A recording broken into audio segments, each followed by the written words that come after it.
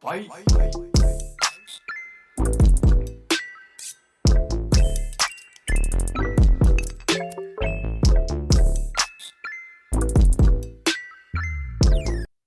Welcome back to the Two Pointers podcast. I'm Trevor Everett, and we're officially back.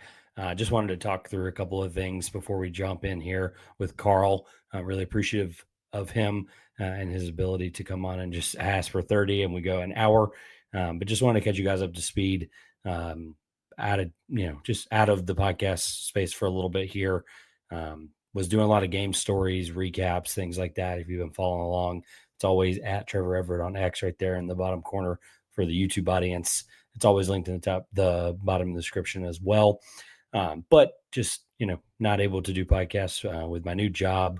We can't really get into it, unfortunately, but just with a new job and never experienced end of year with this new job and the way it's structured, just not able to be around as easily. And then spending time with my family, just really enjoying basketball this year and just being able to take some time to absorb everything. And just be ready to roll for the new year. So just wanted to catch you guys up there. About a month off, but podcasts are back. They'll be as frequent as they can be, hopefully more than a week, once a week, depending on the week. Like I said, if you like the written content, the in-person, in-game scouting and recaps and blogs are always there. Two Pointers will have all kinds of coverage as well as we head over closer to NCAA tournament, as well as the NBA season ramps up. We'll have NBA midseason awards with Grayson coming up here in just a little bit in a few weeks. So stay tuned for that. Don't forget to like, comment, subscribe.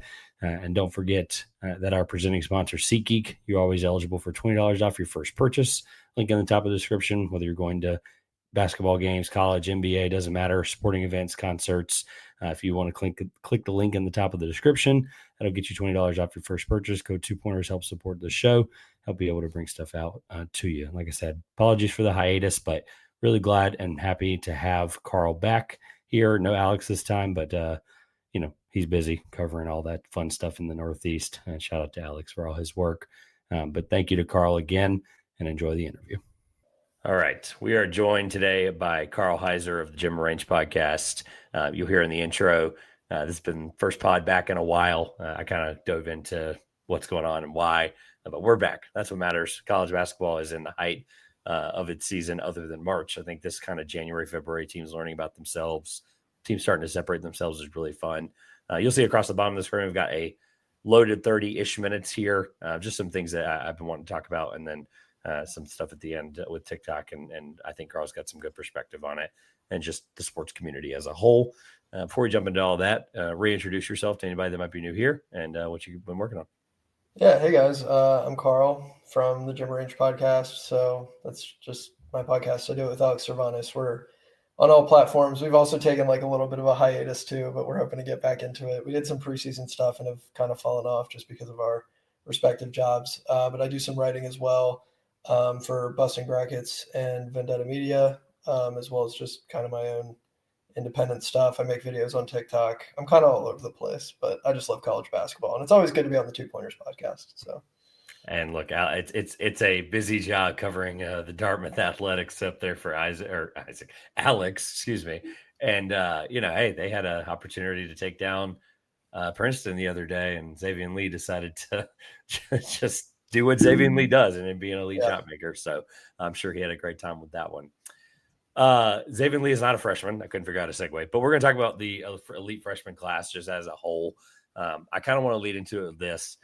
Evan Mia has some really great stuff out there. I just want to give Evan Mia a huge shout out. People who probably by now know who that is and what he does. But just the amount of guys, there's a statistic that Evan Mia uses, the Bayazon, I always forget how to mispronounce that. Performance rating is the sum of a player's offensive box plus offensive BPR and defensive BPR. It's the ultimate measure of a player's overall value to his team when he is on the floor. So defense, offense, etc. Right? Freshman rated at 10.36, which is Cooper Flagg. His next closest is 7.64. Is Con Cadimple, his teammate. So that just kind of gives you an idea how awesome they've been. There are, I want to make sure I have the right amount of guys. There are 48 people ranked above 3 in this ranking. Obviously, it's not very long withstanding, but even if you chopped it down to guys rated above 4, you're still 25 to 30 guys. The lowest of those guys above 4 being Flory Badunga at Kansas. So Igor Demon is like down near the bottom of that top 40 there. It's kind of crazy to think like a guy like that is even that low. I bring up all that to say like Thomas Sorber, Derek Queen, guys that are obviously right in your backyard. You can go wherever you want with this. But this is arguably one of the best freshman classes we've seen in college basketball history. It's ridiculous. Yeah, it's insane. Like, I think if you go and look at any NBA mock draft that's come out recently, you'll see 20 freshmen in the first round. Like, it's ridiculous. And the fact that I think we had an idea coming in that, oh yeah, there's going to be a lot of really talented freshmen in college basketball this year. But then you kind of run into the question of, okay, well, are they all going to have, a big enough role? Like, are they going to shine? Like, are some of them going to have the freshman struggles? And so many of them have delivered. Like, it's ridiculous how awesome so many of them have been consistently. Like, you get past Cooper Flagg and Ace Bailey and Dylan Harper. And then once you get past that, like, for me, making a top 10 freshman list is such a difficult task. Like, that's why I don't make lists, because it's such a difficult thing to do this year, because you really end up splitting hairs. Like, you get into it, it's like, yeah, Derek Queen, Thomas Sorber, Trey Johnson, Ian Jackson, Jeremiah Fears. Like, it's a ridiculous list of freshmen. Demon, Yakashonis, like, they've all had, I think, a game for the most part this year where it's like, okay, yeah, like that was their freshman game. Like, Kasparis had some foul trouble today, for better or worse. Like, I know that the refs were maybe not the best, but he finished with, I think, 3 points. Derek Queen finished with 3 points. He didn't look super great today. VJ Edgecombe has had some rough performances offensively, and I thought he was going to be awesome. But for the most part, the freshman class has just showed out. It has been fantastic. I think your point about the guys at the top 2 is really interesting, because like I think it's kind of been the opposite. It's been the depth of the class. So your point about the NBA mock draft, I wanted to pull up one that I reliably trust, and that's No Ceilings NBA. Shout out to those guys. Their last one they did, it's been a little bit, January 8th. This is their version 3, according to them. And the first 12 picks were freshmen. The first 12. The first guy at 13 is an international player. The guy at 14 is Colin Murray Bowles at South Carolina as a sophomore, so even young guy there. Next guy is Cam Jones. I mean, you kind of have a gap here, right? Then you go junior, and then Con Knipple at 17. So then it just immediately goes right back into the Thomas Sorber, Boogie Fland. I mean, just immediately. International guy, Ian Jackson. I'm just going down the list. Alex Caravan, Carter Bryant is a freshman, Drake Powell, freshman. Like, the first senior that we got to is Nick Clifford at 26.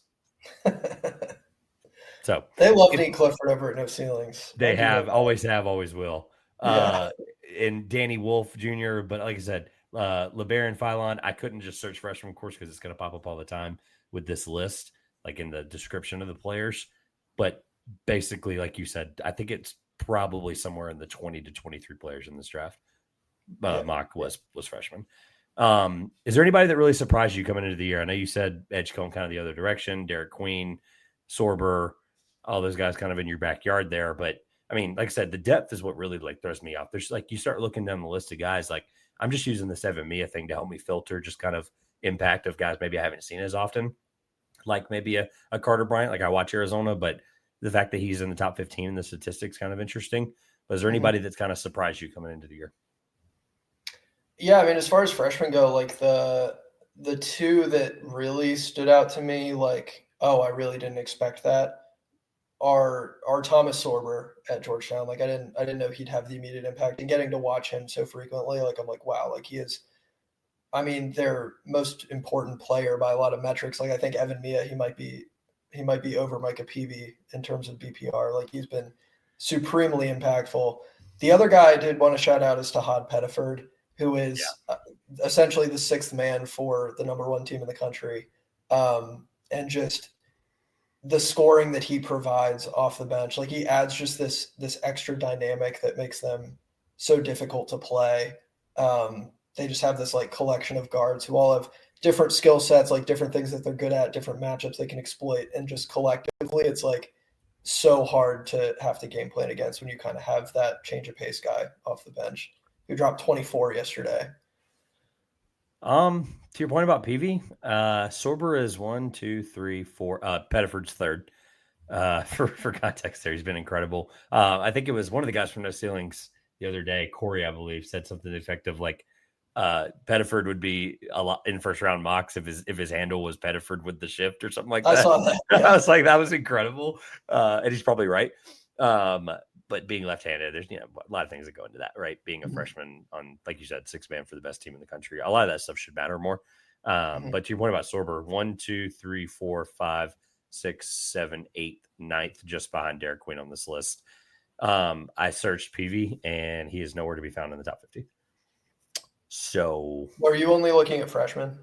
Oh yeah. Yeah, I just meant on Georgetown's team. Like Micah Peavy has been such a great two-way impact player, and like Thomas Sorber has been, I think, even more impactful. The point is, I wanted this podcast to go in any direction, and so let's do it. Georgetown has been incredible. I do want to talk about them, and this is a good time since they have such a great freshman in Sorber. Overall ranking, it looks like, of guys that are. I just did Georgetown, and then I think it ranks every guy. Period. Yeah. And so PV's 215 and Sorber's 86. This is overall. The difference in their total average value is 5.9 to 4.61 for PV. So Sorber's been incredible. That's, Georgetown as a whole, you've been at those games, you've been watching them. Is this just like one big example of you have to give a coach time to build a program? Because I know they have a freshman immediate impact. Maybe he changes their whole season, but Ed Cooley's like any other coach. You give them 2 to 3 years, they're not going to turn the program around in year one. They're just not. Yeah, last year was brutal. Like it was really difficult. Like it seemed at times like fans were checked out. Like you had Cooley just in timeouts. Like his team is huddled up and he's like sitting on the bench by himself. Like it just wasn't a good year. And a lot of people were just out on him. He's been kind of painted, I think, by the media as a villain in a lot of cases. I don't necessarily buy into like all of that. But this year it's like, it seems like Georgetown has really had this resurgence this year where like fans are bought in. You go into Capital One Arena and it's not dead anymore. Like in these games, it was a Friday night game recently against DePaul, which they lost, which was unfortunate, but they're also down their top 2 scorers. So it kind of is what it is. But even then, like the fans were invested from, tip to finish. It was something to see. The game against UConn, the place was packed. It was bumping. People love watching Georgetown basketball again, which is really cool. It didn't take nearly as long as I think a lot of people expected. Like that is a difficult rebuild, but this roster is really talented. They defend really well. Obviously Sorber hit right away. You have a guy like Micah Peavy who does like a little bit of everything. Epps and Mack have been a good backcourt when Epps is able to be on the floor. So it's been fun. I think they've lost 4 straight now.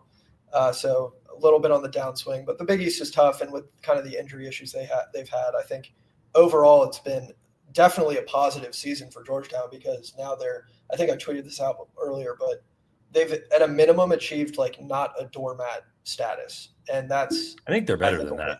Yeah. Like, that's a win. And they're even better than that. But I'm just, if the floor is not a doormat, then you're 100% right. Yeah. If the floor is not a doormat, you're 100% right. Like I was saying to somebody the other day, like a big Georgetown fan lives around here. And I was like, other than like, the 1 year that we all remember doing, they haven't been nationally relevant in my lifetime.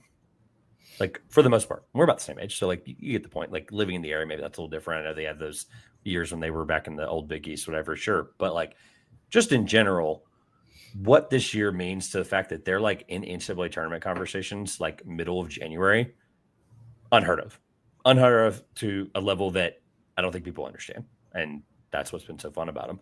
One guy before we move on from the freshman that I want to give just a conversation about here. Look, when you're Duke and you bring in Cooper Flagg, who's the second highest rated player in this metric we've been using here behind Jedi Broom, that's stupid. First of all, it's ridiculous. Yeah. But for Con Knipple to be this good this early, like I think we all, Isaiah Evans was kind of the guy I think we were all excited about. Malawak from a defensive standpoint, sure. But like maybe I just didn't scout Knipple correctly, but for him to be the 13th best rated player in the country, according to this. Like, that's kind of insane. And that's actually he's probably just as big of a reason as why they've kind of come along as fast as they have and gotten into the flow of the season. Because he had some of those nights when early, and not many nights, but some of those nights they had off nights, Cooper Flag, whatever. Knipple's been incredible. He's been incredible and consistent the whole season. And I've really been surprised. So any thoughts on Knipple potentially? Yeah, I mean, Alex had kind of clued me in when Alex was like doing workout in Wisconsin. Like he had kind of clued me into Knipple being a guy because he had gotten to watch some of him in high school.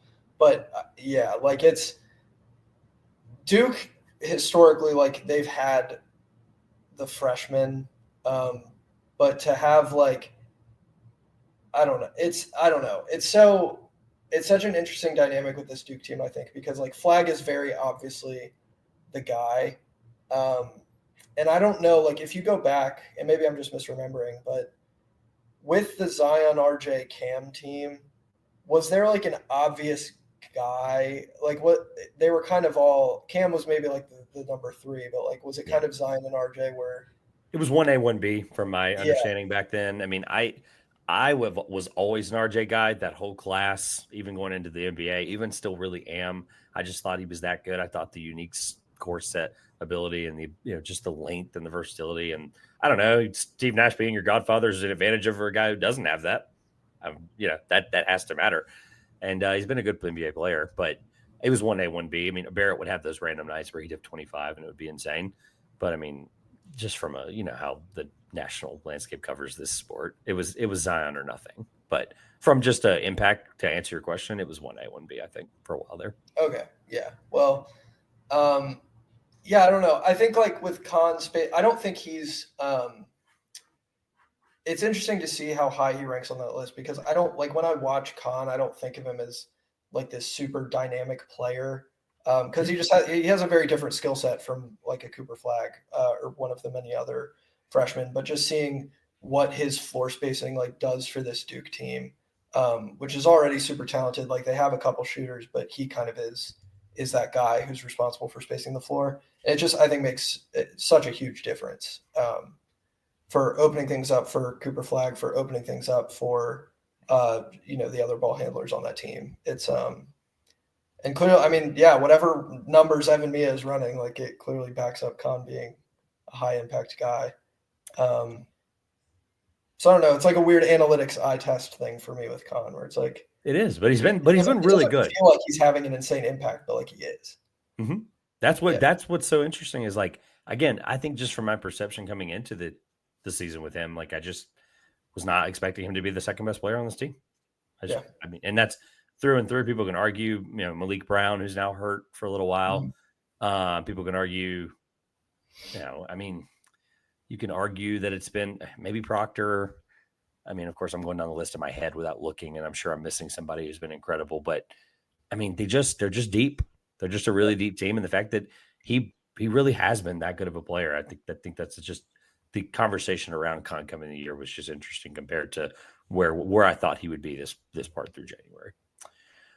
Speaking of surprises, obviously we do a preview every year around here, 21 questions, and I have a feeling I know where you're going with this. Ask you to go outside the box, but let's start with the idea of just perception, right? The idea of perception and the way we think about college basketball teams and players. You do all the research, you're excited about your thought process. Then we play the season and then we go, what the heck happened, right? I know it's January, but we really start to know who some of these teams are now. Granted, you are going to have the occasional NC State just do exactly what they did. And we're all like, oh my God. But the point being is you just don't know. But through January, you kind of start to know. And so is there somebody you were really high on that's just worse that you're like, I don't get it? I really thought Gonzaga was going to look the part of a national I think everyone did. Contender. Okay. I really did. Like I think I had them just outside the top 5 entering the season, and they just look so far from that. The pieces are there, like the roster's totally there. I stand by that kind of evaluation, but just in these these consecutive games, like the loss to Oregon State, the loss to Santa Clara. I don't think they've lost to Santa Clara at home since like 2007. And we're talking historic losses here for this I Gonzaga think it was program. 2000. I'm pretty sure. Oh, it might I'd have have to even look. been, so I'd it have might to have look. even been further back, but it's They haven't lost it's back-to-back WCC games since 2014. it's so bizarre to me. Like they opened the season with such a bang, dominating Baylor by 40 points, and since then they just haven't, for the most part, really looked the part of a national title contender, which I was kind of hoping they would be a sneaky title contender. So that's one team that I've definitely been pretty disappointed by. Baylor's got to be up there. Like I had gone to bat for Baylor in our preseason preview, and they also have just like the defense is once again not very good, which probably should have seen that coming. Trying to think who else. I thought Miami was going to bounce back, be like 5th or 6th in the ACC, and they're just a complete dumpster fire. Part of that is Larinaga gone, but complete disaster. They were bad before, though. They were. No, they were. No, they were even bad before, but it's kind of hit a whole new level with the retiring of Coach L. But yeah, even before it was really bad. They're taking Q3 and Q4 losses all day long. There's one other one that I was thinking of that I was like, wow, they're just not as good as I thought they were going to be. While you thinking about it, I'm just looking for the thing. Your stat was what? That the Gonzaga has not lost to Santa Clara since when? It was like they haven't lost a home game to Santa Clara since like 2007, I wanted to say, but all right. Let me find I could be wrong. Let's see. I'm pulling it up now. They have not. I don't have it. So keep thinking your while I'm pulling this up. Any other teams necessarily or expanding on one of those? Okay, actually, you know what? I'll ask you this because Gonzaga, like, it's twofold. Is it hit the panic button on this season, or is it hit the panic button on Mark Few in the next 3 to 5 years? Like, are you selling Mark Few stock? I'm not selling Mark Few stock. No, I'm not. When you talk about, I mean, we're at, I forget what the number is. I should know the number off the top of my head because it's ridiculous. But the just consecutive Sweet 16 appearances, like there's really been nobody more reliable than Mark Few when it comes to getting to the tournament and winning tournament games. Obviously, they haven't won the big one yet, hopefully yet. But I can't just after this one year where again, like the roster is there on paper. Like it's not like he assembled this terrible roster. It's just they're not delivering. And maybe that does fall on Mark Few, but I'm not really selling Mark Few stock after. And things still have to play out. Like I don't know. I'm not saying throw in the towel in the season. So, and I did find the Santa Clara stat from their. I was trying my best. I was doing everything I could to find it from their basketball Twitter page. It was that makes sense. First win in Spokane since 2007. So, wow. Yeah. And there were some other ones out there. You can go down the list. Like first time since 2010-11 that Gonzaga suffered back-to-back losses twice in a season. like the insanity of these just get crazier the more you read them because like you could continue to pluck them out of the air. I get it, but like Gonzaga's win is Santa Clara's win at Gonzaga is its first versus a top 25 team on the road since December 4th of 1993. That was Steve Nash versus Jason Kidd and Cal. Like again, these just get nuttier and nuttier every time. Yeah. Which is part of why, like, that's part of why I'm not really selling Mark Few.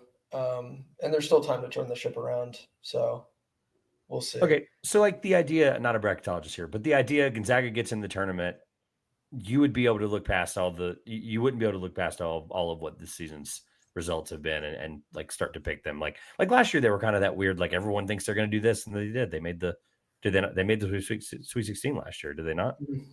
So it's like, the streak continues, and yet we had questions about them last year, and those seemed a lot more dire. They basically changed their whole season when they won at Rupp. So, I mean, like, would you do the same thing? Would you get them in front of yourself in a bracket and go, yeah, you know what? I'm willing to put it all aside. They're in the tournament. Let's figure it out. Like, I just don't feel like we've reached that point with them yet. Maybe not with this specific team because, I mean, yeah, you look at the last two games, they're giving up 97 and like 106 to Oregon State and Santa Clara. So that's not great. That's definitely a concern. But at the end of the day, like they still have Ryan Nemhard. They still have Nolan Hickman. They still have Green EK down low. And I think those things matter when you're talking about, can this team win games in the tournament? Like, just get there. Like, part of me wants to think they're just like sleepwalking until they get there and then they'll turn it on, which is obviously a dangerous thing that you don't want to like bet on necessarily. But I don't know. I'm not totally out on Gonzaga. I've just been pretty disappointed by them. I mean, if you're Bulldog faithful here, this is what you're clinging to.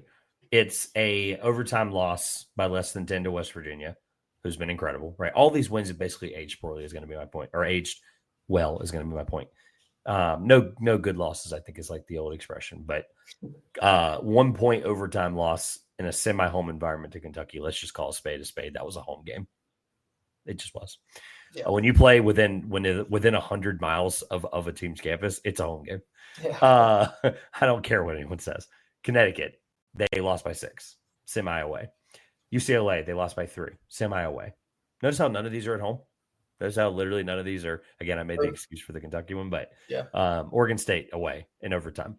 Santa Clara by 5 at home. It didn't feel like it was like Santa Clara throttled them. They just lost the shootout. I mean, so if that's your kind of whole thing, they're 60th in defense, they're 6th in offense. And I was on a pod earlier today with ECB, and everyone was like, their offense, I know it's 6, but it doesn't feel like that. And I'm like, I think it's the opposite.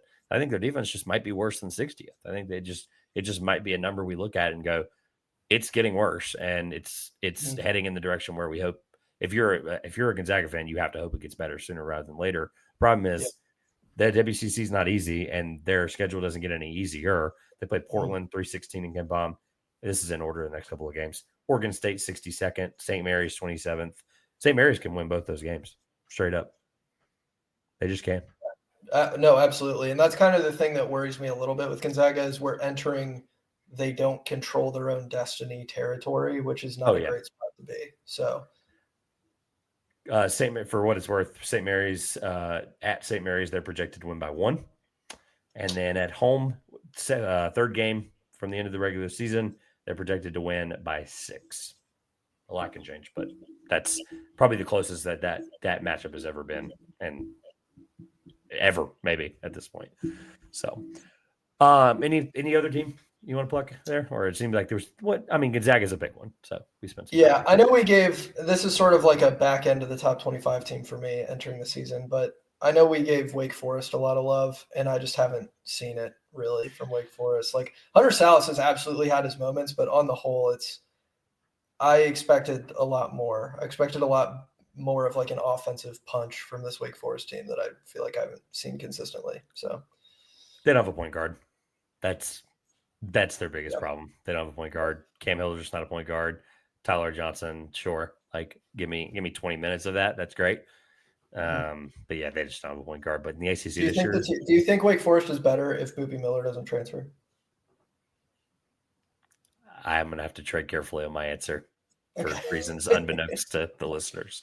I think they're better because at least he can. But he's not even like, his scoring presence the last 3 years has been incredible. Like, he's a good point guard, and he would be better than what they have now. Yes. So just based on statistically A to B, yeah, I think so.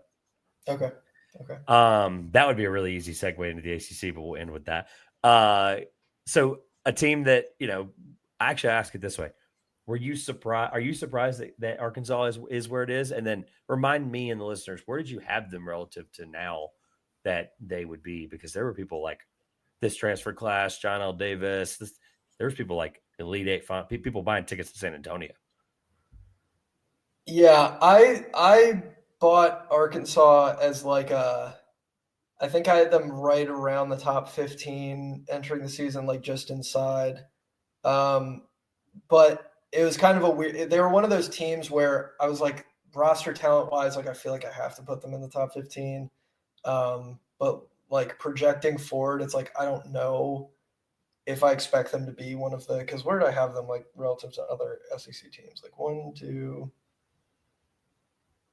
Yeah, like looking back, it's like I didn't really think they were the third best SEC team entering the season, but it just felt like from a roster standpoint, you kind of had to put them there.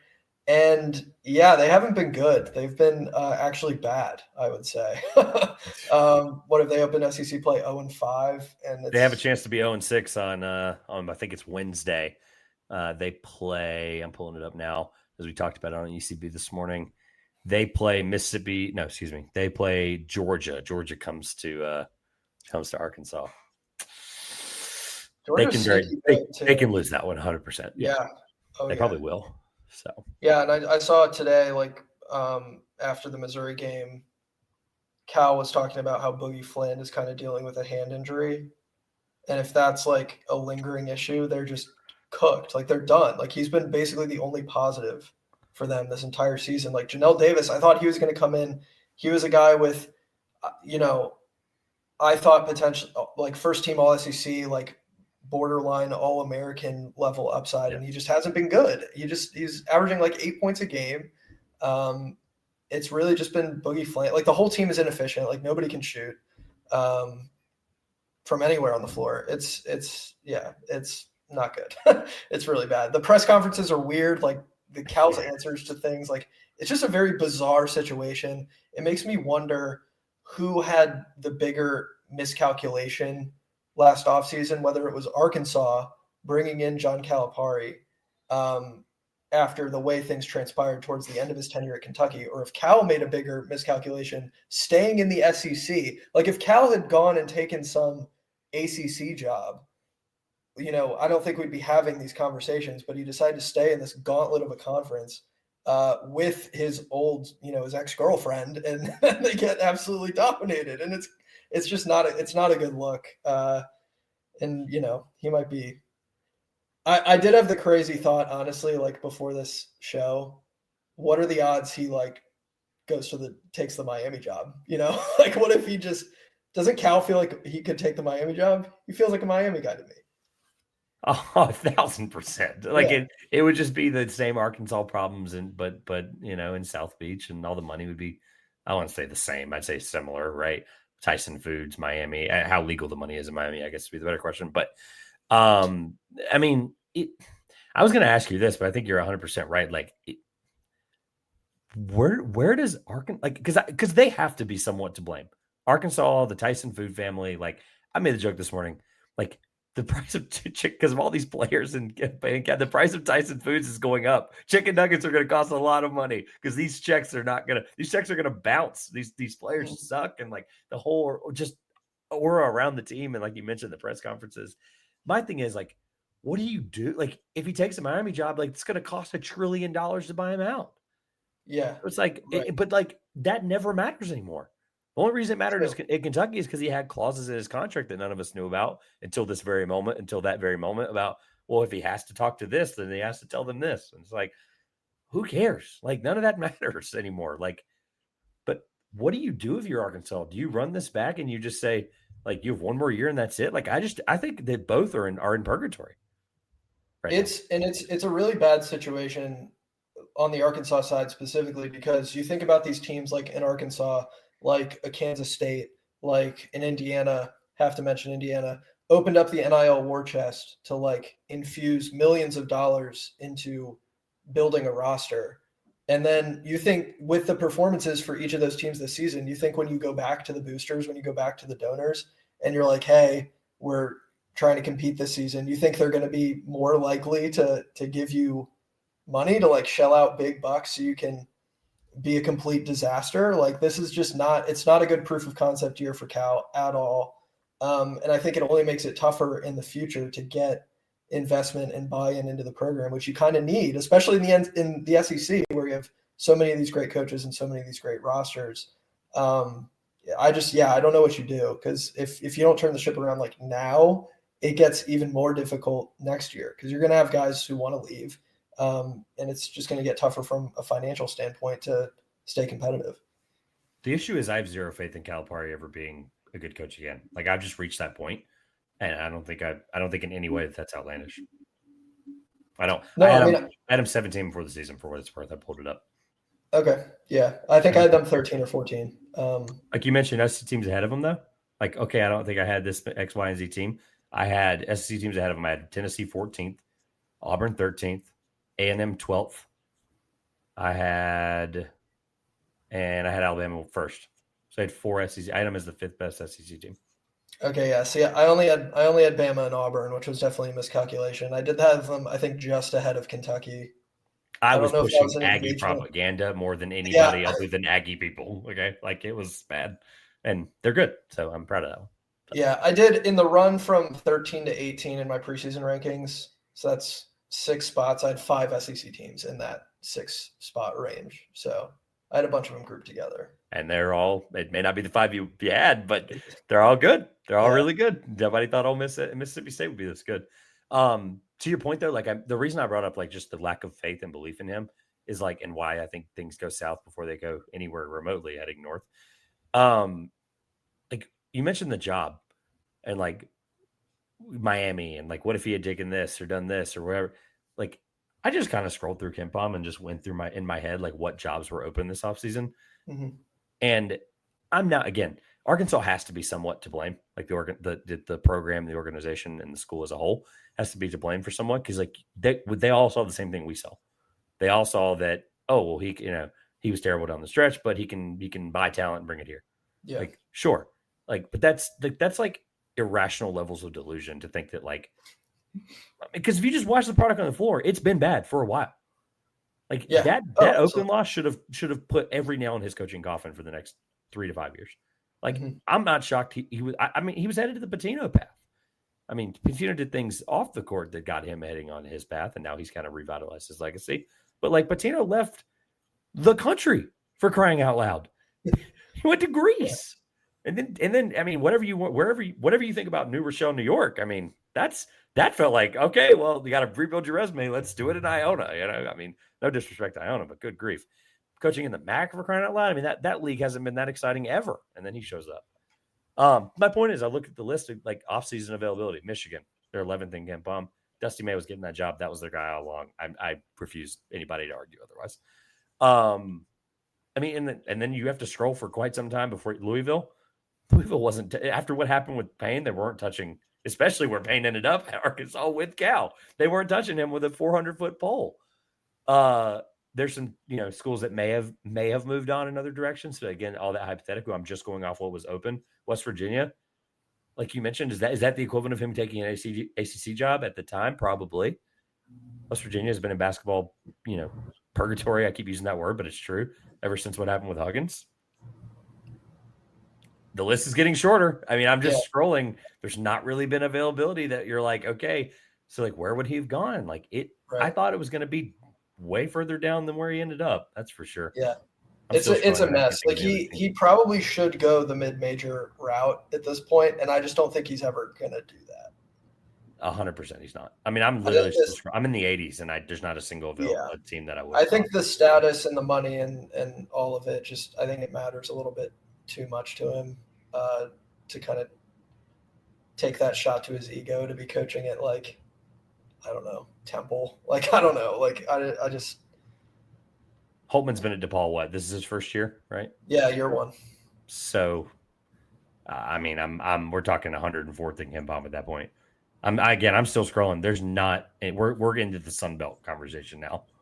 And that's the whole point. There's 3 jobs that were realistic until you get into the hundreds in KenPom. So, yeah, that's just where it is. And I think everybody's to blame. And I think it's one of those situations that at this point, unless they turn it around and they make the Sweet 16 next year somehow, some way with a roster that's got 13 new players again, like we all anticipate year to year with someone like him. I mean, it's irreparable. Like it just is what it is. Speaking of irreparable, let's very quickly close with this. I asked you for 30 minutes. We'll get out of here after that. We got one more thing to do. What's wrong with the ACC in recent memory? Is there like a flag that Karl's been wanting to plant for a while and just hasn't? Because honestly, as someone who, Maryland, I know we're pretty young comparatively to where Maryland was for a long time in our lifetime. I remember when they were in the ACC, obviously, but let's be honest, we don't remember them that way anymore. Like it's for it to be the greatest basketball conference in the history of college basketball, and then all of a sudden, in a matter of 10 years or less, it's not. Something's changed. So I just think this year is like shining even more of a negative note, and deservingly so. So go wherever you want with it, but it's kind of bad. Like Miami's kind of the thing that pushed me over the edge and went, okay, this is officially DEFCON 5. Yeah, it is one of those like macro level questions that I think is really hard to pinpoint a specific reason why, and maybe some of it is just the highs and lows of over the years. Like maybe we'll in 15 years, like the ACC will be considered the best conference in college basketball again. Like you never We're a know long way how from those that. things turn out. 15 years, it would have to be some of the best 15 years of, because I know the SEC is recent, but the Yeah, Big 12 is semi-recent too. Like it's not far enough away. We're only a few years away from Carolina and Duke playing in a Final Four and everyone being like, oh my God. Like we're not that far off of it being elite. Why so bad so recently? yeah. I think it's a combination of things. I think for one, as far as most recently, the conference is way too big. First of all, too many teams, way too many. Good start. Yeah. Secondly, I think you've had the end of an era with some of these, all-time great coaches retiring over the past few years. Talk about Coach K, retired. Why am I blanking on Roy Williams? Roy Williams. I was going to say Roy Hibbert. I was like, why am I from Georgetown? I'm just Georgetown brained right now. This is crazy. Boeheim retired. Tony Bennett retired like a week before. By the way, Boeheim, most of his career, Big East guy. So just kind of funny to think about again, like your point about the conference changing. Yeah, so you have Bennett, Larinaga out this year. You have Mike Bray, who retired. Who looks like he's having the time of his life not coaching basketball, which is kind of funny to think about. Honestly, Leonard Hamilton is probably next to go the way things are trending. I can stand on good ground. I'm not going to throw anybody under the bus here. I can stand on good ground. This is his last year. Yeah. Okay. So I'll leave it at that. I think you're seeing a little bit of a changing of the guard as far as like coaches go, and so you have a few guys coming in all at once who are trying to establish themselves, establish their program's identity. Like, what is our program going to look like? So I think that's part of it. And then I know with a few programs specifically, I guess I don't know enough about every single ACC team to say with certainty if this is an issue, but I know for a team like Pitt in previous years, it's been the scheduling is just so bad, like to the point where you get to March and it's like you're either not battle tested once you get there, or you scheduled like such a poor non-conference schedule that if you take losses, then you're just screwed. And if you don't, then you don't really get the benefit of the doubt against some of these other programs who scheduled like better than you. Like Michigan State, like if you look at just Michigan State's win percentage over the last couple of years, they're like, I don't know. They drop a ton of games in the non-conference schedule, but it's because they play such a tough schedule. And then you get into like Pitt's non-conference and they're playing like a ton of Q3 and Q4 games. Compensate. I feel like don't give them the benefit of the doubt. But what's crazy though is the tournament success, albeit like I get what you're saying, but like the ACC has the most wins in the NCAA tournament in the last like 3 years. I'd have to double check. Then do you still think something is wrong with the ACC? I 100% do.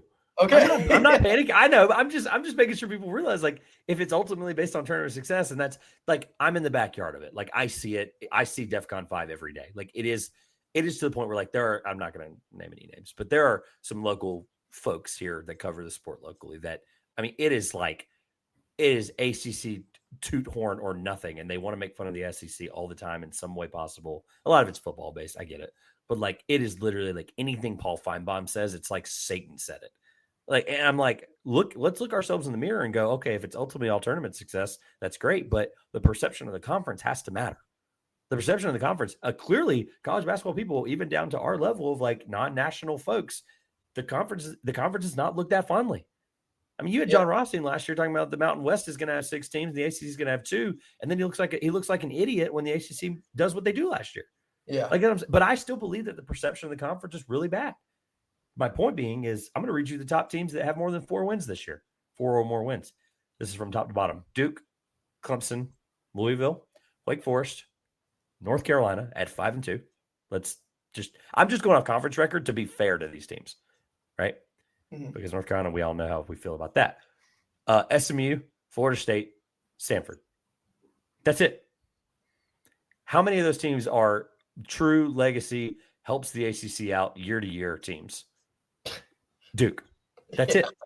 Because Louisville's not an ACC old original. I should probably hang that thought process up because that's just how far removed we are from that. But like Duke, Clemson, until recently, till Brownell just maybe it takes, people say like maybe it takes 3 years to finally see something in the NFL. With Brownell, maybe it takes 15 years to finally see something as a head coach. I just don't know. Like the last 3 years have been insane. Louisville, Pat Kelsey's first year. Wake Forest, Steve Forbes. This is the first. They've not made the NCAA tournament. This is his final chance, probably. If they don't make it this year, things are starting to get hairy. North Carolina, Hubert Davis, hot seat as hot as ever. SMU's not an ACC team as of recent. It's their first year. Florida State, as you just mentioned, head coach on the way out. Stanford, like what are we talking? Stanford's 4-3. They were voted 18th or 17th. Like, so purgatory: Miami, Boston College, Virginia, Georgia Tech, California, NC State, Notre Dame, Virginia Tech, Syracuse, and Pittsburgh right now. And I think Pittsburgh's really good. I think that's a team that'll be better as they get healthier. But my point being is the national perception of that, the only thing people care about is Duke. Yeah. That's the problem. Yeah.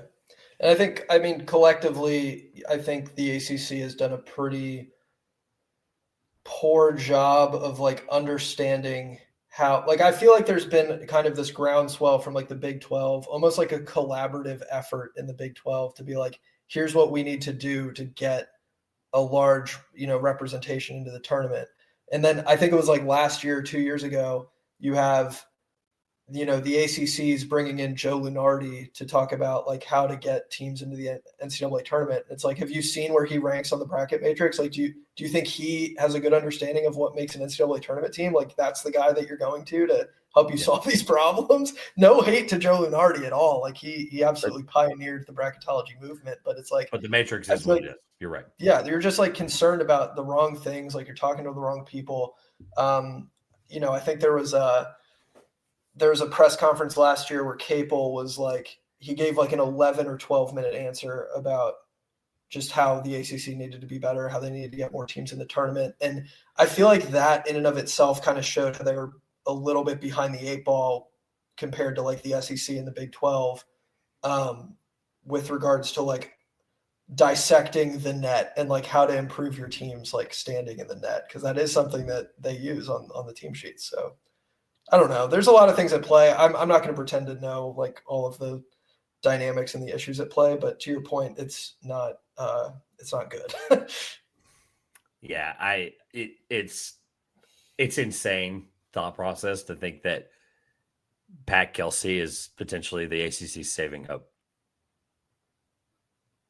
It's the truth. I love Pat Kelsey. I do. I've watched him for a couple of years covering Charleston. Like, it's one of the best dudes in college basketball. The tweet the other day or yesterday about the text he sent to the 40-year ticket holder, like all that stuff matters. He's doing all the right things. But Louisville's a legacy program, and for them to be at the low, I think that matters. I think you mentioned the coaches in and out, but like 2 years to Louisville recently, like that hurts the conference more than I think people understood. So I think stuff like that. I think you're right. I think it's a big boiling pot of turds that are just meshing together the last 4 years. And they've just, again, I don't think Virginia's headed in the right direction. I don't think Miami's headed in the right direction. And all this, by the way, could change. Dusty May took over Michigan, and Michigan wasn't really bad. Like, they've been Michigan for the last 10, 15 years, but like they were closer to Miami right now than they were to not being Miami. And Dusty May comes in and immediately changes the perception of the program immediately. So that could happen to Miami. The problem is who's going to do that. I don't know. Right. So, and there's other influences too. I think like there was a time in the not so distant past where we were legitimate because of like football related reasons. We're talking about the ACC potentially just dissolving as a conference with like, ridiculous, absolutely insane. But it's like, I don't know. It almost feels like a lot of top down issues that are kind of trickling down and impacting the basketball product. You're 1,000% right. And like, I want to be clear to folks that maybe listen to this, maybe new to Karl, whatever, that everything I say about the ACC is always rooted in the basketball interest, because ultimately football is a losing battle. It is. They are lying to themselves when they say it's not. But like, to your point about top down, and I don't want to get too far into it, but like Jim Phillips is one of the most interesting people that continues to put his chest out for a conference and constantly realize it's a losing battle and not actually fixing something. Like, he goes to these big conversations with all these conferences, like College Football Game Day, all that stuff. And it's like, just the proverbial image of a guy putting his chest out and being proud. You should be, obviously you're the commissioner of a conference, but you're doing it. And like, it's the equivalent of a 5-year-old doing it in a fight with like an adult. Like, it's a losing battle. You're Right. putting your chest out and you're puffing it out and being all excited, and then you're fighting a losing battle if you don't actually fix things. So Yeah. And again, what it's I not entirely with the conference, like it's too big. And like if you thought that these issues were going to be fixed by adding Cal and Stanford, like maybe academically that gives you a better standing as like a collection of schools. the history of those athletically. That is I understood that part of it. Like Stanford's won like the Governor's Cup for like what 8 of the last like 15 years or something stupid like that. They're like one of the most dominant athletic teams across the board in every sport. I get why they added those two. SMU, I could money. It's a money thing. It is what it is. Yeah. I just don't know. Like, I don't know as a non ACC, like as an ACC outsider, I don't know how much that, like, when I saw that they were joining the conference, not being in the weeds, I was like, I don't think that doesn't bump up my perception of the ACC at all. It doesn't. No. Yeah. If anything, it was the opposite. People thought it was stupid, and they were right. So, good win for the haters. No, so like, I mean, again, you can sit here and nitpick. Like, Boston College probably needs to be in the Big East, and you could literally go down the list of just different things like that. And like, obviously, they would be DePaul at that point. But no offense, DePaul, but there's just a lot, like you said. I think the best thing you said in the last 15 minutes is the fact that it's just there's too many things working against it, and so, all right, on the way out here, when we scheduled this, TikTok was going away, and the idea, like, I was literally recording a podcast a couple hours before we're doing this, and my wife sent me a TikTok. I looked down, and it was like, wife has sent you this, and I was like, what? Like, I like genuinely had no idea that it was back because I wasn't on social media at the time. And so let's just pretend like there's a lot in limbo. Stuff still has to happen. This is not the political podcast for that. However, though, just I know you and some other folks, and I appreciate the tag and I appreciate the thought process and just kind of where you guys' head was at. Ryan was another one. Is there like, I mean, just this is your soundboard for a second. Like, it shook the sports community to a core a little bit. It did. It did a little bit. And like you said, there's still a lot, I think, that's in limbo and yet to be figured out. Like it was restored today, but we don't know how permanent of a basis that will be. So I don't know. I'm kind of hoping for the best, assuming the worst moving forward. And just as I've been thinking about it the last couple of days, I've been kind of split with my thoughts on it. Like in the one sense, it's an app. Like I'm not going to get bent out of shape about a video app. Like my life will go on. I'm thankful that I feel for the people absolutely who make a living off of the content that they post on TikTok. Like there's some people who that is how they earn a living wage. And so like I really feel for those people because I think that's a good example. It's absolutely catastrophic for them. I'm thankful to not be in that position, but I feel for those people a lot. So there's that sense where it's like my life will go on without TikTok. Like I will find another solution without TikTok. I will be okay.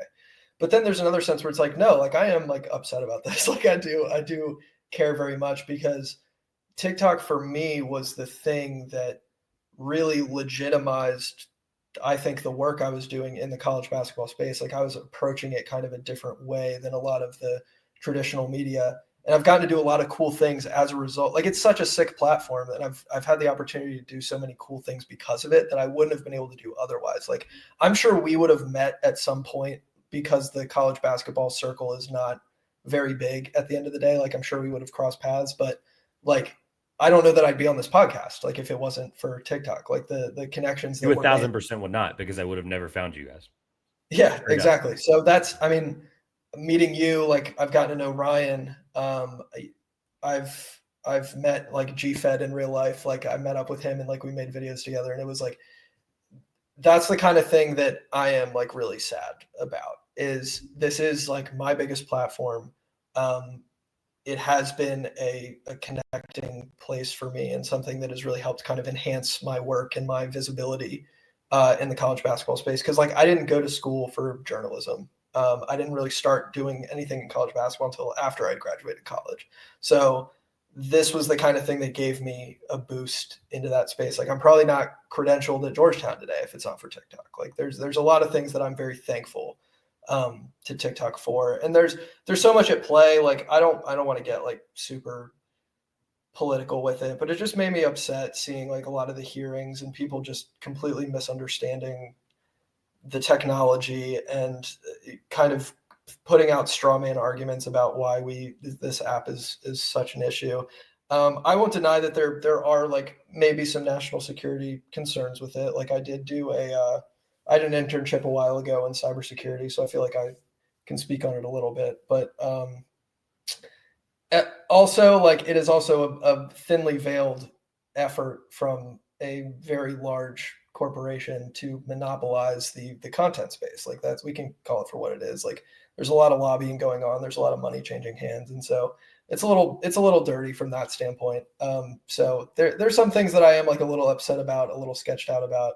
But I think I kind of just at the end of the day I fell into like I'm sad like that it might go away because it's been the easiest platform for me to like build and grow and get visibility, and the others have not come along as easily. And so the thought of having to put that much more effort into trying to figure out YouTube or Instagram or whatever is not something I'm super excited about. And for a guy like GFed, who I've talked with, like TikTok was kind of how he was funding a lot of these trips where he's going to these stadiums and he's going to these fields and stuff. And so now it's like, what does that look like for him and his content? Because he's doing that full time, like if the app is gone. So I don't know. It's upsetting. I will be okay, thankfully, but I definitely feel for the people, like I said, who things will get hard without it. No, he did an incredible video. I'll leave it I'll let people go. I will link it in the description, the whole thing.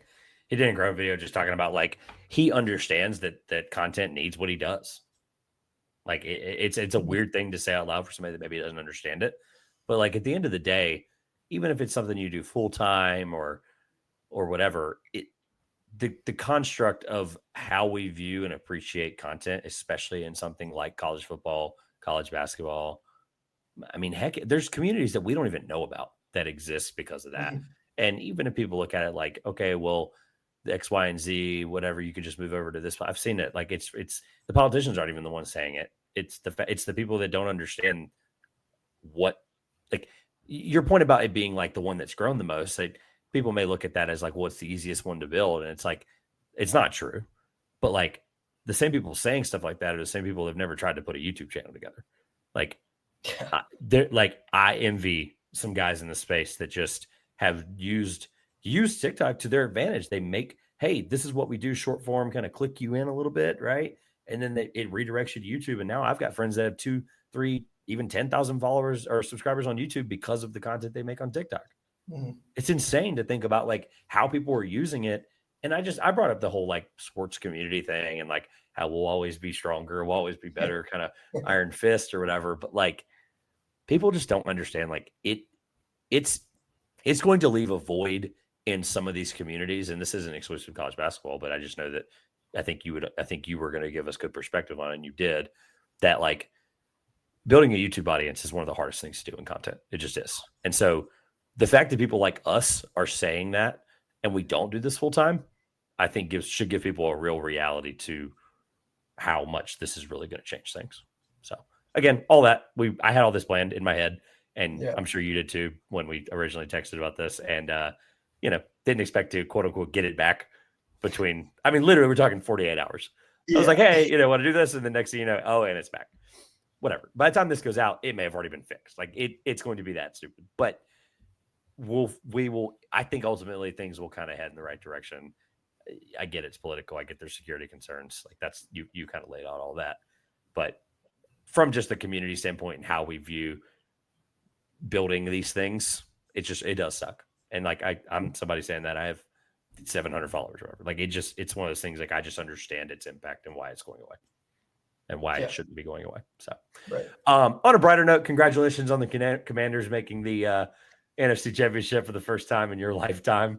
If I got that stat right. Yes. Yeah. Definitely the first time in a lifetime. I think the first time in like 40 years or something. Yeah. So congrats, right? Congratulations, first of all. Enjoy Jaden Daniels because, man, I mean, I'm not an NFL podcaster. I'm not an NFL blogger. I don't do any of that stuff. I watch it every single Sunday like every other American does. And like eventually you get a guy that plays 179 games in college. I'm exaggerating the number, obviously. But that has to matter. And like, he's just built for it. And so Yeah, I didn't have a point. We weren't really going to get into it, but sure. I just wanted to extend a congratulations because I that was is, wrong about Jaden Daniels. I'll admit that. I wanted Drake May, so I'm well, thank very you. happy Because we about the love news him. on We love him in New England. So thank you. that. We are adoring him. He just got engaged. Everything's going great. Mike Vrabel, like, enjoy the seat for a while, but Drake May's coming. So no, I'm joking. But all jokes aside, thank you for coming today. It's been really fun. First podcast back in a while, and just wanted to kind of go through some fun college basketball stuff with you, and want to do this again, obviously before and around the tournament as well.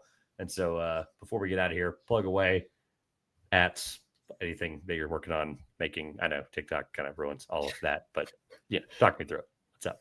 Yeah. Thanks for having me. Always good to be here. Also, my first pod back in a while, so apologies to you or the audience if I was rambly or nonsensical. I did my best. But yeah, just to plug stuff, like, I don't know, you can find me at Gym Range Pod on TikTok for however long that exists, Instagram, YouTube as well. If TikTok does eventually go down, I will probably transition into making more long form type YouTube, like video essay content. So we'll see. I'll try my hand at that, and we'll see how it goes. But that's kind of the plan moving forward if things take a turn. And then my personal is on the screen at Heiser CBB, so you can find me on X, where I tweet about Maryland and Georgetown and the like, and just whatever comes to mind. So that's where you can find me. And the occasional like 2 million view in tweet, like, I'll just be casually scrolling and be like, oh, I wonder who this funny guy is, and it'll be you, and I'll be like, oh my god, and this tweet has 600,000 views. Like, it just you can't get that kind of content anywhere else. Like, Yeah, every now and then I have a good thought that does well. So I've told you this off air 1,000 times. We're getting into sicko stuff. I'll actually link it below. The Delaware one last year at the CAA tournament. That was one of the funniest things you've ever said, and like, it did not get the numbers it deserved. And yeah, shout out to Delaware, shout out to their team. But yeah, that was quite the fun tweet there. So you can get all that there at K Heiser CBB. Again, appreciate you as always. This has been the 2 Pointers podcast. I'm Trevor Everett on behalf of Karl, Jim Range, Alex, everybody around their camp. This has been the 2 Pointers podcast. I'm Trevor Everett, and we'll see you next time.